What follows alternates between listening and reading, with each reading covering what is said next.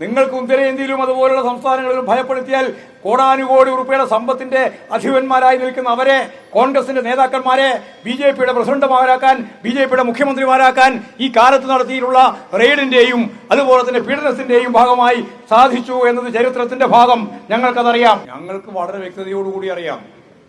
കേരളത്തിലെ, ഇന്ത്യയിലെ പ്രതിപക്ഷ രാഷ്ട്രീയ പ്രസ്ഥാനത്തിനെതിരായിട്ട് കേന്ദ്രത്തിന്റെ കീഴിലുള്ള ഭരണഘടനാ സ്ഥാപനങ്ങളാണ്. നിരവധി ഭരണഘടനാ സ്ഥാപനങ്ങളുണ്ട്.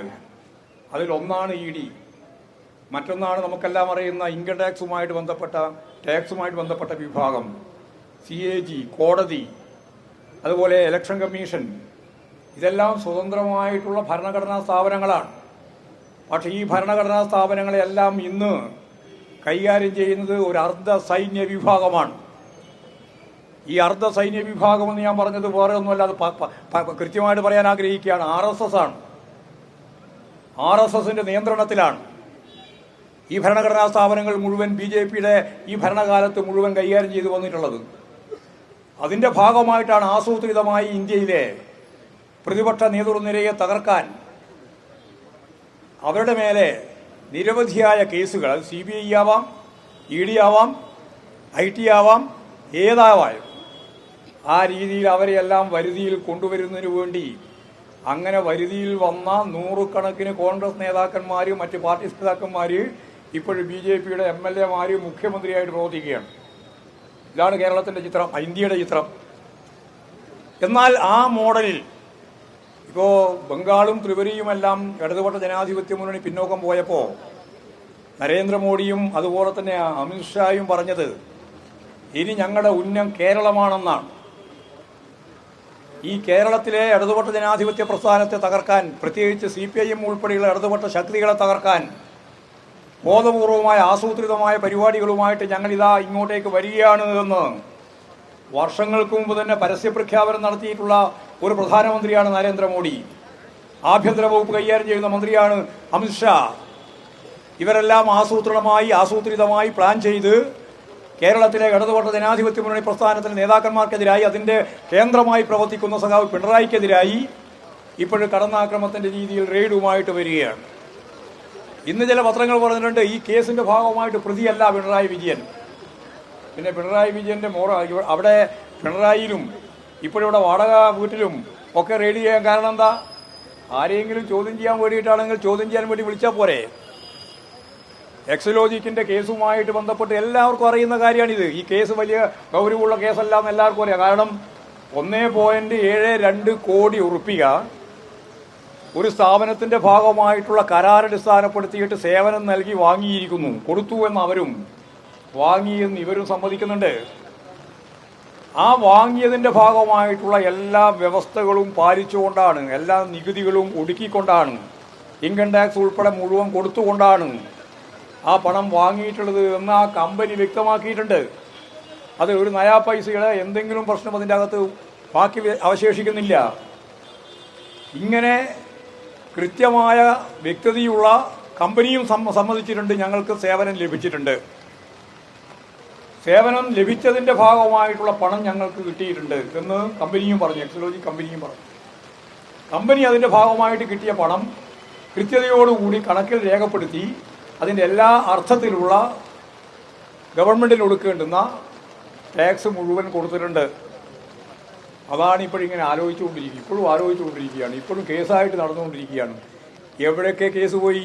താഴെ മുനിസിപ്പൽ കോടതി മുതൽ വിജിലൻസ് കോടതി, ഹൈക്കോടതി, സുപ്രീം കോടതി ഉൾപ്പെടെയുള്ള എല്ലാ കോടതികളിലും കേസ് പോയി, കേസ് തള്ളി.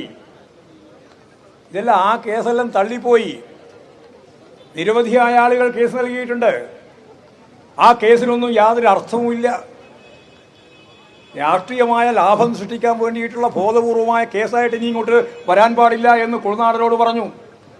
കുഴനാടൻ MLA തന്നെ, കോൺഗ്രസിന്റെ MLA പറഞ്ഞു, ഇമാതിരി കേസുമായിട്ട് ഇനി കോടതിയിലേക്ക് വരാന്തയിലേക്ക് വരാൻ പാടില്ല എന്ന്. കാരണം രാഷ്ട്രീയ ലാഭത്തിന് വേണ്ടിയിട്ട് ഇത്തരം കേസുമായിട്ട് വരികയാണ്.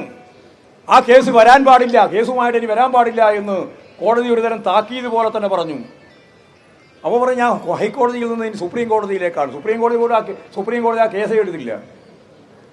യഥാർത്ഥത്തിൽ എവിടെയും കേസില്ല. അപ്പോഴാണ് പുതിയൊരു കേസുണ്ടാക്കാൻ വേണ്ടിയിട്ട് എവിടെ പെറ്റീഷൻ കൊടുത്ത് കേസുണ്ടാക്കാനോ, ആർക്കാ കേസുണ്ടാക്കാൻ പ്രയാസം? ഹൈക്കോടതിയിലേക്ക് പോയി. ഇപ്പോൾ ദിവസം മുമ്പ് ഹൈക്കോടതി പരിശോധിച്ചു. ഹൈക്കോടതി പറഞ്ഞു FIR ഇല്ല. ഒരു FIR, ഒരു കേസിന്റെ ഭാഗമായിട്ട് FIR വേണ്ടേ? എന്തെങ്കിലും ഒരു തെളിവ് വേണ്ടേ? എന്തെങ്കിലും ഒരു കാര്യം പറയണ്ടേ? അപ്പോൾ പറഞ്ഞു അന്വേഷിക്കണം. അപ്പോൾ പറഞ്ഞു അന്വേഷിച്ചു. ഇതിനു വേണ്ടി അന്വേഷിക്കുന്നത് FIR ഉണ്ടാക്കാൻ. FIR ഉണ്ടാക്കാൻ വേണ്ടിയിട്ടുള്ള അന്വേഷണം നടത്തിക്കോ എന്നാണ് യഥാർത്ഥത്തിൽ കോടതി പറഞ്ഞത്. അപ്പോൾ കോടതിയുടെ മേലെ കോടതിയിലേക്ക് പോകാനുള്ള ഒരു അവസരം നിഷേധിക്കത്തക്ക രീതിയിൽ 2 ദിവസം ലീവായി നിൽക്കുന്ന സമയത്താണ് റെയ്ഡുമായിട്ട് യഥാർത്ഥത്തിൽ പിണറായി വിജയന്റെ വീട്ടിലേക്ക് വരുന്നത്. ഞാൻ ഒരു കാര്യം ഉറപ്പായിട്ട് പറയാം, സഖാവ് പിണറായി മുമ്പും പറഞ്ഞിട്ടുണ്ട്, ഇപ്പോഴും എല്ലാ കാലത്തും ആവർത്തിച്ചിട്ടുണ്ട്, മടിയിൽ കനമുണ്ടെങ്കിൽ മാത്രമേ ഭയപ്പെടേണ്ട കാര്യമുള്ളൂ. എൻ്റെ കൈ ശുദ്ധമാണ് എന്ന് അസംബ്ലിയിൽ ഈ 2 കൈയും ഉയർത്തിയിട്ട് പറഞ്ഞ ഈ കേരള രാഷ്ട്രീയത്തിലെ ഏറ്റവും പ്രമുഖനായ ഇടതുപക്ഷ നേതാവാണ്, CPIM-ന്റെ പോളിറ്റ് ബ്യൂറോ അംഗവും മുഖ്യമന്ത്രിയുമായി അന്ന് പ്രവർത്തിച്ച സഖാവ് പിണറായി വിജയൻ. നിങ്ങൾ ഭയപ്പെടുത്താൻ നോക്കുന്നത് ആരെയാ? ഇടതുപക്ഷ പ്രസ്ഥാനത്തിന്റെ പ്രവർത്തകരെയും നേതാക്കന്മാരെയുമാണോ നിങ്ങൾ ഭയപ്പെടുത്താൻ നോക്കുന്നത്?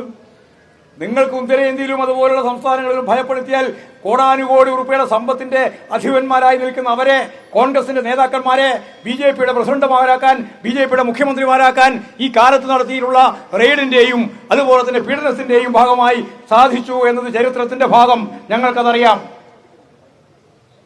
അങ്ങനെ കേരളത്തിലെ ആരെയെങ്കിലും നിങ്ങൾ ആഗ്രഹിക്കുന്നത് പോലെ കാലുമാറ്റി BJPയുടെ ഭാഗമാക്കി മാറ്റിക്കളയാം എന്നാണ് ധരിക്കുന്നതെങ്കിൽ ഈ നാട് വേറൊരു സൈസാണ് എന്ന് നല്ലതുപോലെ ഓർക്കുന്നത് നരേന്ദ്രമോദി ഉൾപ്പെടെയുള്ളവർക്ക് നല്ലത് എന്നാണ് എനിക്ക് പറയാനുള്ളത്. ഈ നാടിനൊരു പൈതൃകമായ പാരമ്പര്യമുണ്ട്. ഇടതുപക്ഷ പ്രസ്ഥാനത്തിന്റെ, നവോത്ഥാന പ്രസ്ഥാനത്തിന്റെ, ദേശീയ പ്രസ്ഥാനത്തിന്റെ ആ പാരമ്പര്യമെല്ലാം ഉൾക്കൊണ്ടുകൊണ്ട് മുന്നോട്ടേക്ക് പോകുന്ന ഒരു കേരളീയ സമൂഹത്തിന്റെ ഏറ്റവും പ്രധാനപ്പെട്ട നാടാണ് ഈ കേരളം.